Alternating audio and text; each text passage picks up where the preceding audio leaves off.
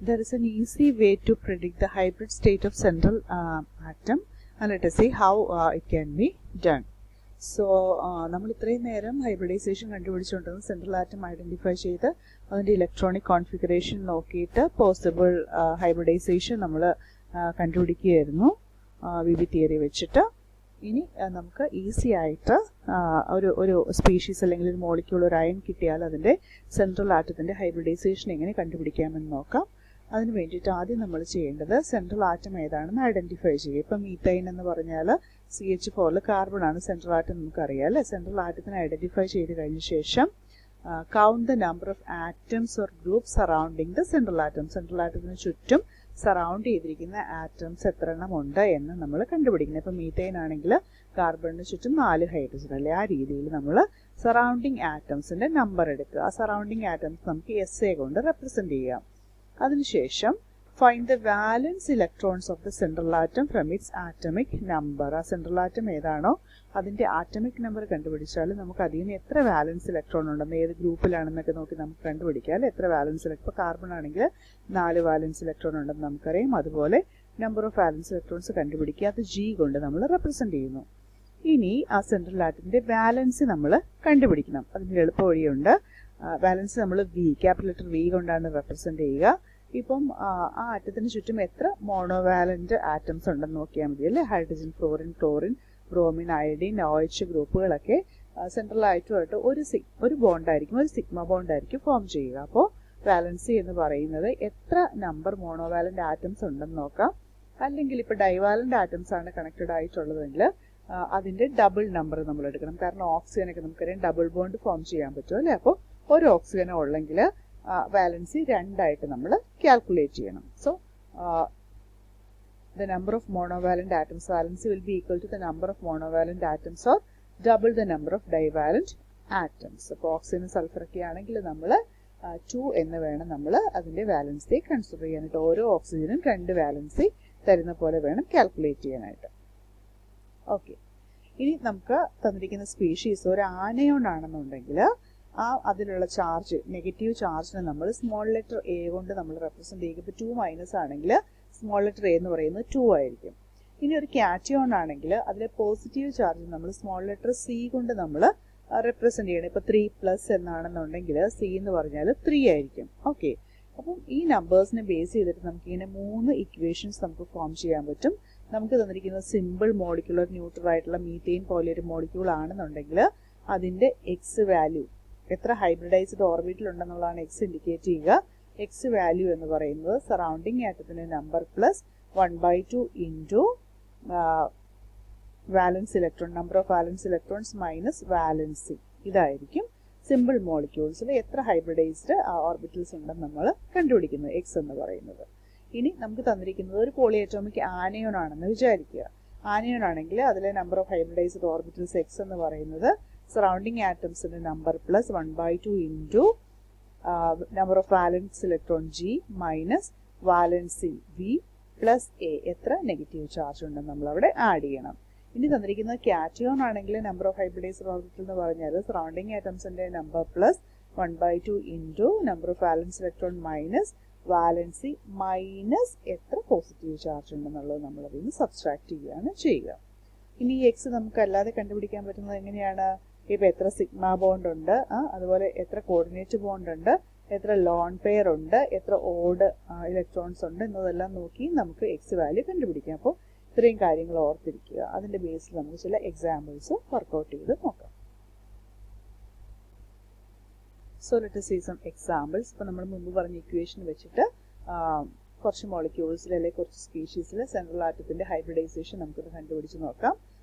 SO3 സൾഫറാണ് central atom. സൾഫറിന്റെ hybridisation നമുക്ക് എങ്ങനെ കണ്ടുപിടിക്കാം? ആദ്യം സറൗണ്ടിങ് ആറ്റംസ് വേണം അല്ലേ. ഇവിടെ സൾഫറിന് ചുറ്റും 3 ഓക്സിജൻ ആറ്റംസ് ഉണ്ട്. So surrounding atoms SA = 3. സൾഫറിന്റെ വാലൻസി നമുക്കറിയാം 6 ആണെന്ന് അറിയാം. വാലൻസ് ഇലക്ട്രോൺസ് 6 ആണെന്ന് അറിയാം. ഇവിടെ വാലൻസി എന്ന് പറയുന്നത് 3 ഓക്സിജൻ ആണ്, ഡൈവാലന്റ് ആണല്ലേ ഓക്സിജൻ. അപ്പോൾ 3 × 2 6 ആയിട്ട് നമ്മൾ അതിനെ കൺസിഡർ ചെയ്യണം. ഇനി നമ്മൾ ന്യൂട്രൽ ആണ് സ്പീഷീസ്, അതുകൊണ്ട് X = SA + ½ × G - V, which is equal to SA വരും 3 കൊടുക്കുക, 1/2 ഇൻറ്റു Gയും Vയും 6 ആണ്. 6 - 6 is 0. സോ ഇറ്റ് ഈസ് 3 അല്ലേ. അപ്പോൾ ടോട്ടൽ നമുക്ക് 3 ഹൈബ്രിഡൈസ്ഡ് ഓർബിറ്റൽസ് വേണം. അതുകൊണ്ട് തന്നെ sp2 ഹൈബ്രിഡൈസേഷൻ ആണ് ഇവിടെ പോസിബിൾ ആയിട്ട് ഉള്ളത്. ഇനി അടുത്തത് SO4 2- നമ്മൾ കൺസിഡർ ചെയ്യുവാണെങ്കിൽ ഇവിടെ സറൗണ്ടിങ് ആറ്റംസ് എത്രയാണ്? 4 ഓക്സിജൻ ആണ് ചുറ്റുമുള്ളത് അല്ലേ, 4 ആണ്. എഗെയിൻ സൾഫറിന്റെ വാലൻസി നമുക്കറിയാം 6 ആണ്. സോറി, വാലൻസ് ഇലക്ട്രോൺസ് നമുക്കറിയാം 6 ആണ്. വാലൻസി എങ്ങനെ കണ്ടുപിടിക്കണം? 4 ഡൈവാലന്റ് ഓക്സിജൻ ഉള്ളപ്പോൾ വാലൻസി അതിന്റെ ഡബിൾ 8 ആയിരിക്കണം അല്ലേ. ഇനി 2 നെഗറ്റീവ് ചാർജ് ഉണ്ട്. സോ സ്മോൾ ലെറ്റർ എ നമ്മൾ 2 ആയിട്ട് കൊടുക്കുന്നു.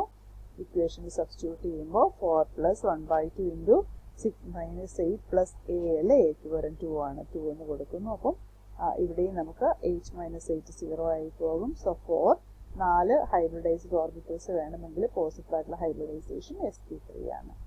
അടുത്തത് SF4 ന്യൂട്രൽ മോളിക്യൂൾ ആണ്. ഇവിടെ സറൗണ്ടിങ് 4 ഫ്ലൂറിനുണ്ട്. സറൗണ്ടിങ് ആറ്റംസ് 4 ആണ്. സൾഫറിന്റെ എഗെയിൻ വാലൻസ് ഇലക്ട്രോൺസ് 6 ആണ്. ഇവിടെ മോണോവാലന്റ് ആറ്റം ആണ്. സോ വാലൻസി എന്ന് പറയുന്നത് 4 തന്നെയാണ് അല്ലേ. സബ്സ്റ്റിറ്റ്യൂട്ട് ചെയ്ത് കഴിയുമ്പോൾ SA4 + 1/2 × 6 - 4 = 5 എന്ന് നമുക്ക് കിട്ടും. 5 നമ്പർ ഓഫ് ഹൈബ്രിഡൈസ്ഡ് ഓർബിറ്റൽസ് വേണമെങ്കിൽ പോസിബിൾ ഹൈബ്രിഡൈസേഷൻ എന്ന് പറയുന്നത് sp3d ആയിരിക്കും. അപ്പോൾ SF4 സൾഫറിന്റെ ഹൈബ്രിഡൈസേഷൻ sp3d ആണ്. ഇനി ClO3- നോക്കിക്കേ, ഒരു പോളിയറ്റോമിക് ആനയോൺ ആണ് അല്ലേ. അവിടെ ക്ലോറിന്റെ ചുറ്റും സറൗണ്ടിങ് ആറ്റംസ് എന്ന് പറയുന്നത് 3 ഓക്സിജൻ ആണ്. ക്ലോറിൻ നമുക്കറിയാം ഹാലൈഡ് ഗ്രൂപ്പിലാണ്, അതുകൊണ്ട് തന്നെ വാലൻസ് ഇലക്ട്രോൺ 7 ആണ്. വാലൻസി എന്ന് പറയുന്നത് ഇതിന്റെ ചുറ്റും ഡൈവാലന്റ് ആയിട്ടുള്ള 3 ഓക്സിജൻ ആണുള്ളത്. അപ്പോൾ അതിന് ഡബിൾ എടുക്കണം. വാലൻസി 6 ആണ്. ഇനി ഇവിടെ എ എന്ന് പറയുന്നത് ഒരു നെഗറ്റീവ് ചാർജ് ആണ്, A1 ആണ്. ഇക്വേഷനിൽ സബ്സ്റ്റിറ്റ്യൂട്ട് ചെയ്ത് കഴിയുമ്പോൾ നമുക്ക് 4 എന്ന് കിട്ടും. അപ്പോൾ 4 ഹൈബ്രിഡൈസ്ഡ് ഓർബിറ്റൽസ് വേണമെങ്കിൽ ഹൈബ്രിഡൈസേഷൻ sp3 ആയിരിക്കണം. അപ്പോൾ ClO3- central atom ക്ലോറിന്റെ hybridisation sp3 ആണ്. അതുപോലെ IF5 നമ്മൾ നോക്കുവാണെങ്കിൽ അയഡിൻ ആണ് സെൻട്രൽ ആറ്റം. അതിന് ചുറ്റും 5 സറൗണ്ടിങ് ആറ്റംസ് ഉണ്ട്. അയഡിൻ എഗെയിൻ ഹാലൈഡ് ആണ്, ഹാലജൻ ആണ്. സോ വാലൻസ് ഇലക്ട്രോൺ 7 ആണ്. വാലൻസി നോക്കിയെങ്കിൽ 5 മോണോവാലന്റ് ആറ്റംസ് ഉണ്ട്. സോ വാലൻസി 5 ആണ്. സബ്സ്റ്റിറ്റ്യൂട്ട് ചെയ്ത് കഴിയുമ്പോൾ നമുക്ക് 6 എന്നൊരു വാല്യൂ കിട്ടും. അവിടെ നമുക്ക് പോസിബിൾ ആയിട്ടുള്ള ഹൈബ്രിഡൈസേഷൻ sp3d2 അല്ലെങ്കിൽ d2sp3 ആണ്. NH4+ അയൺ ഉണ്ട്, കാറ്റയോൺ ആണ്. സറൗണ്ടിങ് നൈട്രജൻ സെൻട്രൽ ആറ്റം, ചുറ്റും സറൗണ്ടിങ് ആറ്റംസ് 4. നൈട്രജന്റെ നമുക്കറിയാം വാലൻസ് ഇലക്ട്രോൺസ് 5 ആണ്. വാലൻസി 4 മോണോവാലന്റ് ഹൈഡ്രജൻ ആണുള്ളത്. വാലൻസി 4 ആണ്. ഒരു പോസിറ്റീവ് ചാർജ് കൊണ്ട് സിക്ക് നമ്മൾ 1 എന്ന് കൊടുക്കുന്നു. ഇവിടെ ഇക്വേഷൻ SA + ½ × G - C ആണ്. അപ്പോൾ ഇക്വേഷൻ നമ്മൾ സിയുടെ വാല്യൂ കൂടെ സബ്സ്റ്റിറ്റ്യൂട്ട് ചെയ്ത് കഴിയുമ്പോൾ 4 എന്ന് കിട്ടും. NH4+ നൈട്രജന്റെ ഹൈബ്രിഡൈസേഷൻ അപ്പോൾ sp3 ആണ്. ഓക്കെ, അപ്പോൾ നമ്മൾ മുമ്പ് പറഞ്ഞ ഇക്വേഷൻസ് യൂസ് ചെയ്ത് നമുക്ക് ഈസി ആയിട്ട് ഹൈബ്രിഡൈസേഷൻ നമുക്ക് പ്രെഡിക്റ്റ് ചെയ്യാനായിട്ട് സാധിക്കും. നമ്മളിപ്പോൾ കണ്ട പോലെ എക്സിന്റെ വാല്യൂ കണ്ടുപിടിച്ച് അതിൽ നിന്ന് ഹൈബ്രിഡൈസേഷൻ നമുക്ക് പ്രെഡിക്റ്റ് ചെയ്യാൻ സാധിക്കുന്നു. ഇനി അതിൽ എത്ര സറൗണ്ടിങ് ആറ്റംസ് ഉണ്ട്, അല്ലെങ്കിൽ അതിൽ എത്ര ലോൺ പെയർ ഉണ്ടെന്നുള്ളതിന്റെ ബേസിൽ അതിന്റെ ജോമെട്രിക്ക് വരുന്ന മാറ്റം എന്താണെന്ന് ഈ ടേബിൾ നോക്കിയാൽ നമുക്ക് വ്യക്തമാകും. അപ്പോൾ നമ്മൾ കണ്ടുപിടിക്കുന്ന വാല്യൂ എക്സ് എന്ന് പറയുന്നത് 2 ആണെന്ന് വിചാരിക്കുക. അപ്പോൾ 2 ഹൈബ്രിഡൈസ്ഡ് ഓർബിറ്റിൽ വേണമെങ്കിൽ പോസിബിൾ ഹൈബ്രിഡൈസേഷൻ sp ആണല്ലേ. ആ sp-യിൽ 2 sp ഹൈബ്രിഡൈസ്ഡ് ഓർബിറ്റിൽ നമ്മൾ സിഗ്മ ബോണ്ടിന് വേണ്ടി യൂസ് ചെയ്ത്, അതായത് 2 സറൗണ്ടിങ് ആറ്റം ഉണ്ടെന്നുണ്ടെങ്കിൽ നമ്മുടെ ജോമെട്രി എക്സ്പെക്റ്റഡ് ജോമെട്രി ലീനിയർ ആണ്. ആക്ച്വൽ ജോമെട്രിയും എന്താണ്, ലീനിയർ തന്നെയായിരിക്കും അല്ലേ. അതിന് examples AB2 type general formula വരുന്ന തരം മോളിക്യൂൾസ് എക്സാമ്പിൾ ആണ്. sp hybridisation example BeF2, CO2, CS2, NO2+ എല്ലാം sp ഹൈബ്രിഡൈസേഷൻ എക്സാമ്പിൾ ആണ്. അവിടെ ലോൺ പെയർ ഇല്ല, പകരം 2 sp ഹൈബ്രിഡൈസ്ഡ് ഓർബിറ്റലും സിഗ്മ ബോണ്ടിന് വേണ്ടി യൂസ് ചെയ്തിരിക്കുകയാണ്. ഇനി നമ്മൾ കണ്ടുപിടിച്ച എക്സ് എന്ന് പറയുന്ന നമ്പർ 3 ആണെന്ന് വിചാരിക്കുക. 3 ഹൈബ്രിഡൈസ്ഡ് ഓർബിറ്റിൽ വേണം. പോസിബിൾ ആയിട്ടുള്ള ഹൈബ്രിഡൈസേഷൻ sp2 ആണ്. അതിൽ 3 sp2 ഓർബിറ്റിലും സിഗ്മ ബോണ്ടിന് വേണ്ടി യൂസ് ചെയ്താൽ അവിടെ 3 സറൗണ്ടിങ് ആറ്റംസ് ഉണ്ടാവും. ലോൺ പെയർ 0 ആയിരിക്കും. അപ്പോൾ നമ്മൾ അറേഞ്ച്മെന്റ് നമ്മൾ എക്സ്പെക്ട് ചെയ്യുന്ന ട്രയഗണൽ പ്ലാനാർ ആണ്. ആക്ച്വൽ ജോമെട്രിയും ട്രയഗണൽ പ്ലാനാർ തന്നെയായിരിക്കും. AB3 ടൈപ്പ് അല്ലേ, AB3 type example BF3, AlCl3, SO3, NO3, CO3 2- എല്ലാം sp2 ഹൈബ്രിഡൈസേഷൻ ആണ്. അവിടെ ലോൺ പെയർസ് ഇല്ല, 3ഉം ബോണ്ട് പെയർ ആയിരിക്കും. ഇനി sp2 ഹൈബ്രിഡൈസേഷന് തന്നെ 2 ബോണ്ട് പെയറും, അതായത് 3 sp2-ൽ 2 sp2 സിഗ്മ ബോണ്ടിന് യൂസ് ചെയ്തു, ഒരെണ്ണത്തിൽ ലോൺ പെയർ ആണുള്ളതെന്ന് വിചാരിക്കുക. അപ്പോൾ 2 ബോണ്ട് പെയറും ഒരു ലോൺ പെയറുമാണെങ്കിൽ എക്സ്പെക്റ്റഡ് സ്ട്രക്ചർ ട്രയാഗണൽ പ്ലാനാർ തന്നെയാണ്, പക്ഷെ ഒരു ലോൺ പെയർ വന്നത് കൊണ്ട് നമ്മുടെ ജോമെട്രി ബെൻഡ് ആയിട്ട് മാറുന്നു അല്ലേ. അപ്പൊ ഇതിന് നമുക്ക് AB2 ദെൻ ഒരു ലോൺ പെയർ എന്നുള്ള രീതിയിൽ ജനറൽ റെപ്രസെന്റേഷൻ കൊടുക്കാം. അങ്ങനെ ബെൻഡ് ജോമെട്രി വരുന്ന sp2 ഹൈബ്രിഡൈസ്ഡ് ആയിട്ടുള്ള മോളിക്യൂൾസ് ആണ് SO2, PbCl2, SnCl2, NO2 minus എല്ലാം. ഓക്കെ, ഇനി കണ്ടുപിടിച്ച വാല്യൂ x എന്ന് പറയുന്നത് 4 ആണെങ്കിൽ sp3 ഹൈബ്രിഡൈസേഷൻ ആണ് പോസിബിൾ. അതിലുള്ള 4 sp3 ഹൈബ്രിഡൈസ്ഡ് ഓർബിറ്റലും സിഗ്മ ബോണ്ടിനും ഫോം യൂസ് ചെയ്തു.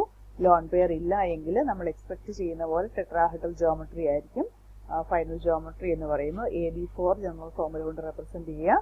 എക്സാമ്പിൾസ് ഏതൊക്കെയാണ്? ലോൺ പെയർ ഇല്ലാത്ത sp3 ഹൈബ്രിഡൈസേഷൻ ഉള്ളത് CH4, SiCl4, SO4 minus, ClO4 minus എല്ലാം എക്സാമ്പിൾസ് ആണ്.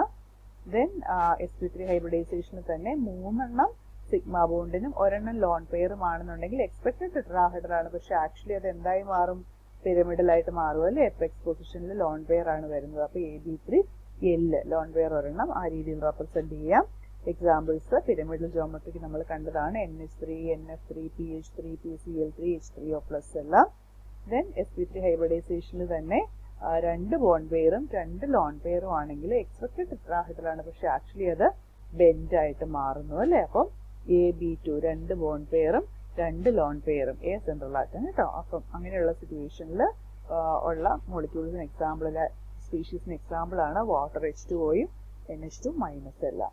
ഇനി നമ്മൾ കാൽക്കുലേറ്റ് ചെയ്യുന്ന വാല്യൂ x എന്ന് പറയുന്നത് 5 ആയിരുന്നു. അപ്പോൾ പോസിബിൾ ഹൈബ്രിഡൈസേഷൻ നമ്മൾ കണ്ടു sp3d ആണ്.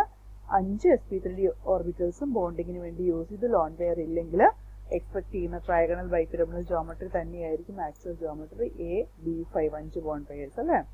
Example PCl5, PF5, FpCl5 etcetera. ഇനി 4 ബോണ്ട് പെയറും 1 ലോൺ പെയറും ആണെന്നുള്ളെങ്കിൽ എക്സ്പെക്ട് ചെയ്യുന്ന ജോമെട്രിക്ക് മാറ്റമില്ല. sp3dക്ക് എപ്പോഴും ട്രയാഗണൽ ബൈപിരമിഡൽ ആണ്, പക്ഷെ ആക്ച്വൽ ജോമെട്രി എന്തായി മാറും? സീസോ ആയിട്ട് മാറും അല്ലേ. അപ്പോൾ sp3dയിൽ 4 ബോണ്ട് പെയറും 1 ലോൺ പെയറും വന്നാൽ സീസോ ജോമെട്രി ആയിരിക്കും. SF4, TeF4 എക്സാമ്പിൾസ് ആണ്. ഇനി sp3dയിൽ തന്നെ 3 ബോണ്ട് പെയറും 2 ലോൺ പെയറും വന്നാൽ അത് T ഷേപ്പ് ആയിട്ട് മാറും. AB3L2 ഫോർമുല വരും. ClF3, BrF3 എക്സാമ്പിൾസ് ആണ്. ഇനി 2 ബോണ്ട് പെയറും 3 ലോൺ പെയറും ആണെന്നുണ്ടെങ്കിൽ അത് ലീനിയർ ആയിട്ട് മാറും അല്ലേ. AB2L3 geometry 3 lone pair examples XCF2, I3 minus, BR3 minus എല്ലാം sp3d ഹൈബ്രിഡൈസേഷനിൽ 3 ലോൺ പെയർ വരുന്ന സിറ്റുവേഷൻ എക്സാമ്പിൾസ് ആണ്. ഇനി നമ്മൾ കാൽക്കുലേറ്റ് ചെയ്ത വാല്യൂ x എന്ന് പറയുന്നത് 6 ആയിരുന്നു. പോസിബിൾ ജോമെട്രി sp3d2 ആണ്. ഇതിൽ ഈ 6 sp3d2 ഓർബിറ്റൽസും ബോണ്ട് ഫോം ചെയ്താൽ നമ്മൾ എക്സ്പെക്ട് ചെയ്യുന്ന പെർഫെക്റ്റ് ഒക്ടാഹെഡ്രൽ തന്നെയായിരിക്കും. ഒക്ടാഹെഡ്രൽ ജോമെട്രി ആയിരിക്കും ഫൈനൽ വരിക. AB6 ഓൺലി ബോണ്ട് പെയർസ്, SF6ഉം SCF6 എക്സാമ്പിൾസ് ആണ്. ഇനി അതിൽ 5 ബോണ്ട് പെയർ 5 സിഗ്മ ബോണ്ടും 1 ലോൺ പെയറും ആണെന്നുണ്ടെങ്കിൽ ജോമെട്രി ഒക്ടാഹെഡ്രൽ സ്ക്വയർ പിരമിഡ് ആയിട്ട് മാറും അല്ലേ. അതിന് AB5L കൊണ്ട് റെപ്രസെന്റ് ചെയ്യാം. IF5, BRF5 എക്സാമ്പിൾസ് ആണ്. ഇനി 4 സിഗ്മ ബോണ്ട് ഫോം ചെയ്യുകയും 2 ലോൺ പെയർ ആയിട്ട് എക്സിസ്റ്റ് ചെയ്യുകയും ചെയ്താൽ ജോമെട്രി സ്ക്വയർ പ്ലാനാർ ആയിട്ട് മാറുന്നു. AB4L2 4 ബോണ്ട് പെയറും 2 ലോൺ പെയർ എക്സാമ്പിൾ XCF4. അപ്പോൾ എക്സ് വാല്യൂ കണ്ടുപിടിച്ചാൽ അതിൽ നിന്ന് പോസിബിൾ ഹൈബ്രിഡൈസേഷൻ കണ്ടുപിടിക്കാം. അതനുസരിച്ചിട്ട് എത്ര ബോണ്ട് പെയർ ഉണ്ട്, എത്ര ലോൺ പെയർ ഉണ്ടെന്നനുസരിച്ചിട്ട് ജോമെട്രിയിൽ വരുന്ന വ്യത്യാസവും ഈ ടേബിളിൽ നമുക്ക് മനസ്സിലാക്കാൻ സാധിക്കും.